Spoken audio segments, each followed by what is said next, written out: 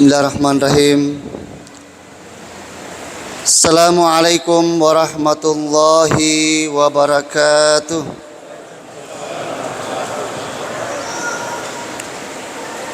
Alhamdulillahilladzi bi ni'matihi tatimmus shalihat wassalatu wassalamu ala rasulina wa habibina wa syafiina wa maulana Muhammad wa ala alihi wa ashabihi ajmain. Amma ba'd.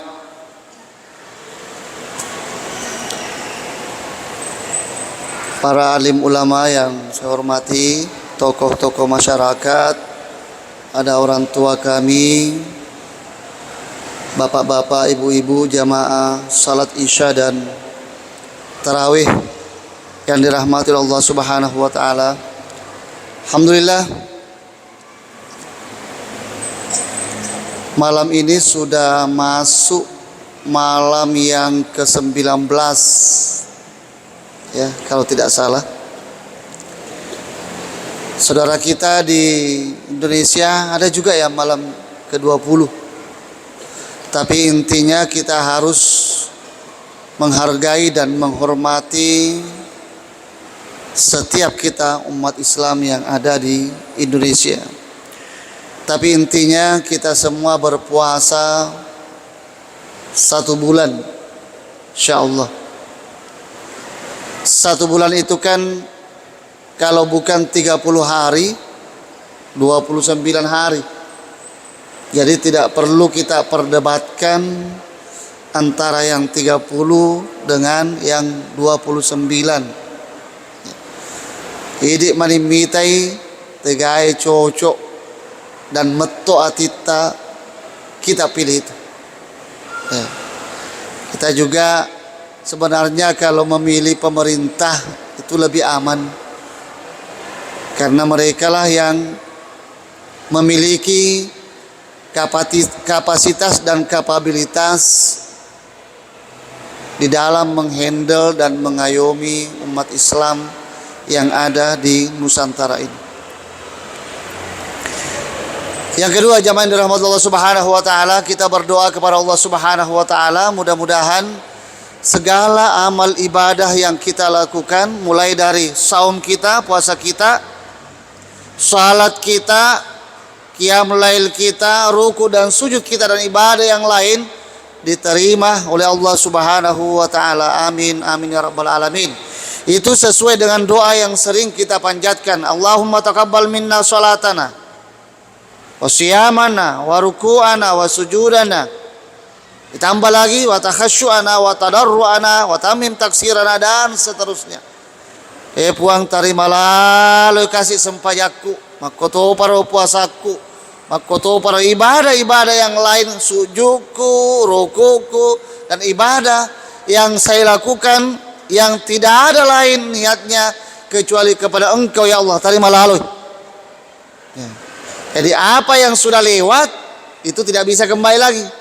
Kita hanya berharap dan berdoa kepada Allah Subhanahu wa taala na tarima madecengi, dan kemudian itu menjadi pembeda dan pembela kita di hadapan Allah Subhanahu wa taala. Amin amin ya rabbal alamin. Jamaah salat tarawih yang dirahmati Allah Subhanahu wa taala, seperti saudara kita tadi yang MC, bahwa kami diamanahkan untuk sedikit membahas tentang asyirk ya, bahaya syirik dan macam-macam syirik kontemporer. Jadi ini kami diamanahkan 2 waktu. Ada yang malam ini ba'da salat tarawih, dan ada juga selepas subuh insyaallah. Kita bagi 2 insyaallah. Mudah-mudahan ini menjadi berkah bagi kita, terutama yang berceramah juga pribadi kami sendiri, dan mudah-mudahan jamaah ada yang memetik hikmahnya meskipun sedikit, tapi bisa kita masukkan di hati agar kita menjadi pribadi-pribadi muslim yang beriman, dilanjutkan ke bertakwa, menuju kepada muhsinin dan menuju kepada al-mukhlisin atau al-mukhlisun di sisi Allah Subhanahu wa taala. Amin ya rabbal alamin. Kemudian Kata syirik itu sendiri bahasa Arab. Syirik artinya berkongsi, atau diartikan lain melakukan sesuatu lebih dari satu orang. Makanya kalau jalan-jalan ke Mekah, baik kita melaksanakan haji dan umrah, sering bahkan paling banyak kita lihat tulisan syirik di toko-toko. Syirik di toko-toko, tetapi dalam bentuk muannas namanya dalam bahasa Arab. Jadi berubah jadi syirkun menjadi syirkatun. Ya, itu berarti toko ada di bawahnya CP atau PT. Nah, itu namanya syirik, syirkah.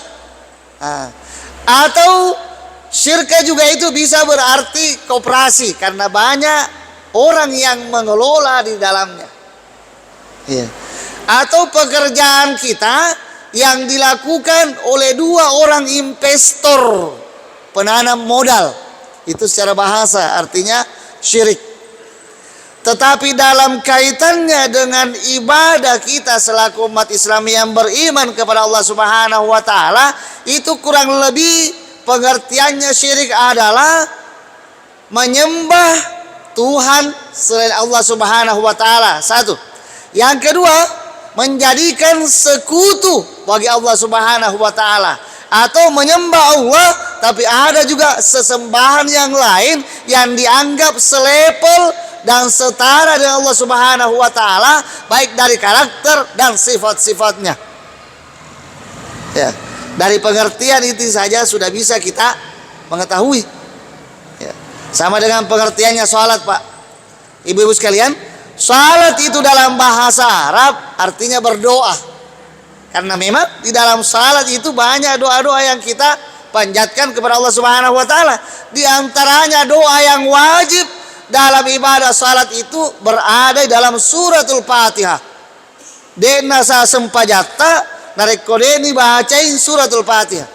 Doanya itu apa? Mulai dari iyyaka na'budu wa iyyaka nasta'in, ihdinas siratal mustaqim, siratal ladzina an'amta alaihim ghairil maghdubi alaihim waladdallin. Ya. Dan dari doa itu muncul juga iman kita selaku umat Islam yang beriman kepada Allah Subhanahu wa taala. Yang mana situ Ustaz? Kata iyyaka na'budu, hanya Engkaulah yang kami sembah ya Allah. Engkaulah satu-satunya yang kami sembah ya Allah. Makanya dalam surah yang termasuk pendek dalam Al-Quran itu namanya ada surah Al-Ikhlas. Al-Ikhlas itu artinya mengikhlaskan hati kita semata-mata kepada Allah Subhanahu wa taala. Qul huwallahu ahad. Katakanlah wahai Muhammad dan pengikut-pengikutnya Muhammad, umat-umatnya Muhammad, Allahu ahad. Ya Rabbullah Subhanahu wa taala sedimi. Satu, Allahus samad.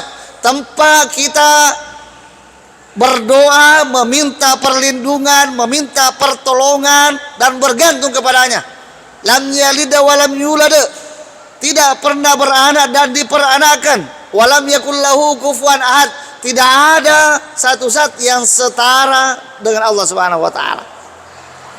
Itu yang kita yakini selaku umat Islam yang beriman kepada Allah Subhanahu wa taala. Kemudian ada dua yang menjadi pondasi pokok kita selaku umat Islam yang beriman kepada Allah Subhanahu wa taala. Dari yang tadi, iyyaka na'budu wa iyyaka nasta'in, hanya Engkaulah yang kami sembah dan kepadamulah kami meminta pertolongan. Dua kata ini, sembah dan meminta pertolongan.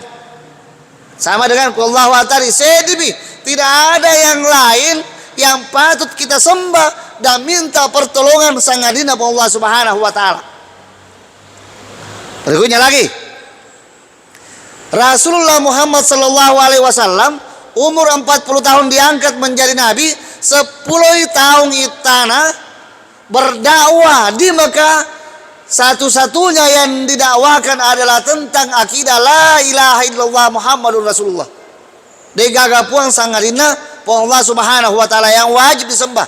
Setelahnya itu hanya 10 tahun, ini hitungan hijriah Pak Di, Ya, buat dijadi umur utama koko annani pulona secara miladiah.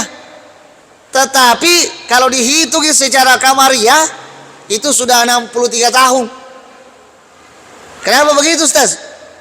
Karena bulan kamariah mulai dari Muharram sampai Zulhijjah itu lebih sedikit hitungan harinya dalam perputaran setahun dibanding dengan bulan Hijriah. Tapi di antara kita mungkin, kecuali teman-teman tak mungkin, engkau kan misalnya ulas siaga ijaji dalam perhitungan bulan kamariah. Mungkin sedikit di antara kita yang hafal. Di antara kita paling menghafal, saya dilahirkan bulan Januari Ustaz, saya Desember Ustaz, saya Oktober Ustaz. Kecuali biasa teman-teman tak narengi aseng rimun rinna yang lahir pada bulan Ramadan nakasih. Misalnya Rifki Ramadan, oh bulan Ramalangi. Si orang Belanda belum tentu dah tahu tahunnya. Apakah 1400 sekian dan lain sebagainya. Itu. Makanya aku bilang di umur tak bisa saja di antara kita ada 50 tahun atau 60 tahun dia. Padahal kalau dia dihitung secara tahun Hijriah atau Kamariah lebih 60 tahun, ya lebih 50 tahun. Nah, itu terkait dengan yang tadi. Jamaah rahmat Allah Subhanahu wa taala. Kemudian Nabi itu mendakwakan untuk menyembah Allah Subhanahu wa taala tanpa mempersekutukannya. Makanya lama perjuangannya sampai terakhir bisa mengalahkan kafir Quraisy dan dihancurkan 2 patung raksasa yang ada di Ka'bah. Jadi ini yang biasa ki umrah atau sudah melaksanakan ibadah haji, ya Ka'bah biasa, engkau mana ngikoro patung nasumpai mak jahiliyah. Yang paling besar dan paling agung namanya Lata wal Uzza. Lata wal Uzza. Kemudian dikelilingi lagi. Sedikit cerita ini. Kemudian bagaimana mereka beribadah menyembahnya? Mereka buka semua pakaiannya yang melekat di badannya. Kemudian mereka tawaf telanjang bulat mengelilingi patung-patungnya yang ada di sekitar Ka'bah. Waliyazubillah min zalik. Inilah zaman jahiliyah yang kemudian didakwakan oleh Nabi Shallallahu Alaihi Wasallam lambat laun sampai detik ini di negara mapakoro iruntuk ke Mekah insyaallah. Ya. Jamaah rahmat Allah Subhanahu Wa Taala. Kemudian yang kedua, para nabi itu diutus untuk menyembah Allah Subhanahu Wa Taala. Mapa mula oleh Nabi Adam sampai Nabi terakhir Muhammad Sallallahu Alaihi Wasallam. Dalam Al-Quran banyak diabadikan nabi-nabi yang berselisih, beradu argumentasi dengan orang-orang yang sekelilingnya. Salah satu yang paling banyak disebutkan dalam Al-Quran Karim adalah Nabiullah Ibrahim alaihissalam. Ya, agar nasab Allah Subhanahu Wa Taala dalam Al-Quran. Di situ Allah mengatakan apa namanya? Dalam ucapannya Ibrahim ketika ditantang oleh Namrud ibnu Kan'an, seorang penguasa pada waktu itu. Beliau mengatakan kepada Nabiullah Ibrahim, "Man rabbuka?" Ya, Ibrahim mengatakan, "Rabbi alladzi yuhyi wa yumit." Tuhanku adalah Allah yang menghidupkan dan mematikan. Aganasan Namrud, "Ana uhyi wa umit." Saya ini bisa menghidupkan orang dan bisa mematikan. Pakoga contohnya aseng. Nolli di sedi masyarakat lokomai. Nasuroi prajuri namunoi. Agar Ibrahim mitani, saya bisa mematikan dia. Mati seketika, Pak. Nah, panggil lagi satu orang. Kalau yang ini saya tidak mau bunuh, saya biarkan dia hidup. Itu berarti saya sama dengan Tuhanmu yang kamu sembah Ibrahim. Ana uhyi wa umit. Tapi Nabi Ibrahim mengatakan lagi, fa innallaha ya'ti bisyamsi minal masyriqi fa'ti biha minal maghrib. Tapi Tuhanku itu, wahai Namrud yang sombong, itu bisa menerbitkan matahari dari timur, popo timur, dan tenggelam di barat. Bisakah itu Tuhanmu menerbitkan matahari dari barat, tenggelamkan di timur? Pabuhital lazi kafar wallahu la yahdil qaumaz zalimin. Kalan sabade betul boleh. Nah, itu bagaimana kita dituntun untuk menyatukan Allah Subhanahu wa taala. Allahu ahad, ahad, ahad. Ketika Yasir sahabat Rasulullah SAW mau dibunuh, dia, istrinya dan keluarganya dia cuma mengatakan ahad, ahad, ahad. Akhirnya dibunuh semua beliau dan keluarganya oleh kafir Quraisy. Tapi dia tetap percaya diri, tetap menganggap bahwa Allah Subhanahu wa taala, meskipun saya dihinakan, meskipun saya dibunuh, saya tetap beriman kepada Allah Subhanahu wa taala. Sedemikian aku, saya tidak mau menyembah Lata wal Uzza dan patung-patung yang kalian tawarkan kepada saya, karena saya sudah tahu mereka itu tidak memberikan manfaat, tidak memberikan mudarat, tidak memperkaya saya dan tidak memiskinkan saya. Itulah bagaimana kita diajarkan untuk beribadah kepada Allah Subhanahu wa taala, mengesahkan Allah Subhanahu wa taala.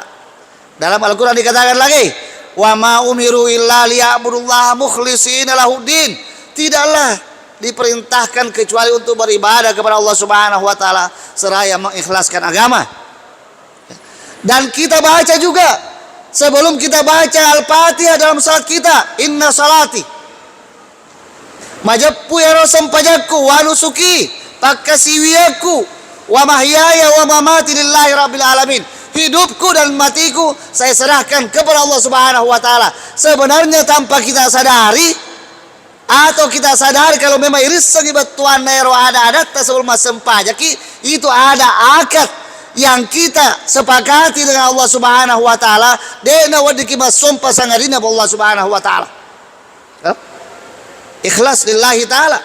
Dan semua amal ibadah itu metopin ya ilang ngatita bahwa saya melaksanakannya lillahi ta'ala. Masempaja kayo ni lillahi ta'ala. Mapebuka kaya ya raweng lillahi ta'ala. Masidekka kayo ni lillahi ta'ala. Karena memang sudah kita ucapkan di dalam akad dengan Allah Subhanahu wa taala di dalam salat kita sebelum membaca Al-Fatihah. Kecuali dibaca Nah, itu adalah akad kepada Allah Subhanahu wa taala. Nah, kaitannya dengan syirik, karena memang kita sudah dicamkan bahwa satu Tuhan. Jadi umat selain agama Islam sebelumnya namanya Masihiyah, Nasraniyah atau Kristen, memang mereka namanya Trinitas, Pak. Telu puana. Ya. Dan mereka mengatakan bahwa ya sama-sama aja mereka ini. Nah, itu kita berbeda dengan mereka, karena kita ini hanya menyembah Allah Subhanahu wa taala, tidak menduakannya dan tidak menganggap yang lain bisa mendatangkan manfaat, mudarat, dan kita minta pertolongan kepada Allah Subhanahu wa taala. Jadi ini perlu kita bersihkan akidata. Jangki mapa dua lori Allah Subhanahu wa taala, karena Allah Subhanahu wa taala memang tidak mau diduakan, Pak. Tidak mau. Nah, rampe kalau Allahu ahad, saya satu, Pak. Satu. Karena kapan-kapan dua Tuhan, hancur ke dunia ini, Pak. Kenapa bisa hancur, Ustaz? Karena jangan sampai sedi melo me bulu na malebu, ya ro sedi melo segi 4 ya rega segi 3. Hancur, Pak, dunia. Nah, itu dalil kasarnya ketika kita beribadah. Nah, bagaimana dengan kehidupan kita sehari-hari?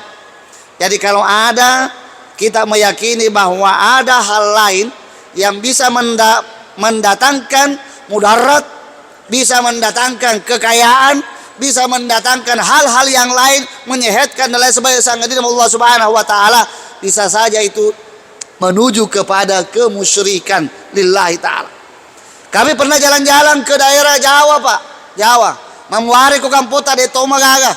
Maita ka ku Jawa, ternyata praktek kesyirikan di sana itu banyak terjadi, Pak. Asa muto seleng alena. Padahal mapa dua nih. Ya. Padahal dalam Al-Quran ditegaskan dosa yang paling besar di sisi Allah Subhanahu wa taala adalah syirik. Innallaha la yaghfiru ay yushraka bihi wa yaghfiru ma duna dzalika liman yasha. Allah itu mengampuni semua dosa kecuali syirik, menduakan Allah Subhanahu wa taala. Nah, hati-hati, Ki. Jadi sudah saya katakan tadi, kalau ada orang yang mempercayai bisa mendatangkan mudarat, bisa mendatangkan manfaat dan lain sebagainya, kemudian dia minta tolong kepadanya, nah itu sudah menjurus kepada kesyirikan. Dan itu kita lakukan tanpa kita sadari, itu merusak amal ibadah kita di dalam kita beribadah kepada Allah Subhanahu wa taala. Makanya ya ro pandrita tanah bagi dua ya ro anu syirik. Nah bagi dua. Nomor dia namanya syirik akbar, nomor 2 namanya syirik asgar. Di malopo, di baicu. Yang akbar itu menjadikan orang yang melakukannya menjadi murtad, masuk ikut agama selengnya. Kami pernah jalan-jalan ke daerah Sidrap juga. Ko Sidrap yorongke ya setolotan. Ya tolotangnya nah awalnya itu mengakui ya seleka dan lain sebagainya, tapi ternyata setelah ditelusuri engkau lebih napaka raja salibun nama Allah Subhanahu wa taala. Akhirnya pemerintah pada waktu itu silakan jangan mengakui lagi agama Islam sebagai agamanya, karena itu di luar daripada ajaran-ajaran yang kami yakini kebenarannya.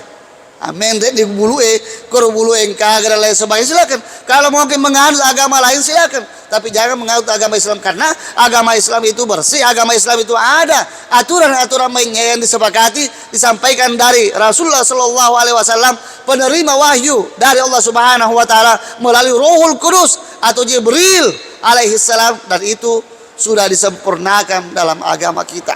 Nah, konkret tambah-tambah berarti ya keluar daripada agama dan aturan yang diyakini dalam agama Islam. Sedikit lagi, masih ada mungkin 3 menit. Nah, penyampaiannya 15 menit. Ya, mudah-mudahan nanti bisa kita sambung. Yang mana itu syirik akbar? Itu adalah mendoa Allah Subhanahu wa taala. Nah, sumpah mutoi Allah Subhanahu wa taala, nah iya kia engkato makhlukna Allah Subhanahu wa taala, nah yakini bahwa itu juga bisa memberikan manfaat. Dia juga memiliki sifat sama dengan Allah Subhanahu wa taala. Jadi sujud mutoi engkau mutolainnya, nah yakini ini akbar mini ya, atau memang dia menyembah selain daripada Allah Subhanahu wa taala. Ini yang seperti yang saya katakan tadi, orang-orang yang ditolotan dan lain sebagainya, mungkin beberapa yang lain juga. Makanya muncullah majelis ulama kita memutuskan, karena memang harus ada memutuskan. Tidak sembarang orang menghakimi orang lain tanpa ada fatwa, tanpa majelis ulama dan lain sebagainya. Kalau memang sudah keluar dari ajaran Islam dengan perilaku kemusyrikan, maka silakan mencari agama selain agama Islam. Ya. Jadi kita tahu mata perisinya Allah Subhanahu wa taala pada cenggero kidata. Jangan sampai tergerus kepada hal-hal yang berbau syirik, hal-hal yang bisa membuat akidah kita yang di situ yang dihidupi Allah Subhanahu wa taala tidak diterima amal ibadah kita dan lain-lain sebagainya. Kemudian yang kedua ada namanya syirik asgar. Insyaallah nanti kita lanjutkan penjelasannya. Syirik asgar ini adalah pelakunya itu masih tetap sebagai orang muslim diakui dan tidak murtad, tetapi beberapa hal perlu dia lakukan tobat kepada Allah Subhanahu wa taala, memuari terima apalana amal ibadahnya dan tidak terganggu dalam beribadah kepada Allah Subhanahu wa taala. Adapun bentuk-bentuknya insyaallah kita akan bahas pada subuh nanti insyaallah. Mudah-mudahan apa yang kami sampaikan pada malam ini bermanfaat bagi diri kami sendiri. Mudah-mudahan lagi amal ibadah puasa kita diterima Allah Subhanahu wa taala. Akidah yang kita tanamkan ubudiyah, hanya menyembah kepada Allah Subhanahu wa taala, kita betul-betul bersihkan itu dari hal-hal yang berbau syirik, dari hal-hal yang membuat Allah Subhanahu wa taala kecewa dan tidak mengampuni dosa-dosa kita, karena kita menganggap ada hal lain yang memiliki kemampuan setara ataupun beda-beda sedikit dengan Allah Subhanahu wa taala. Hadanallahu wa iyyakum ajma'in. Wassalamualaikum warahmatullahi wabarakatuh.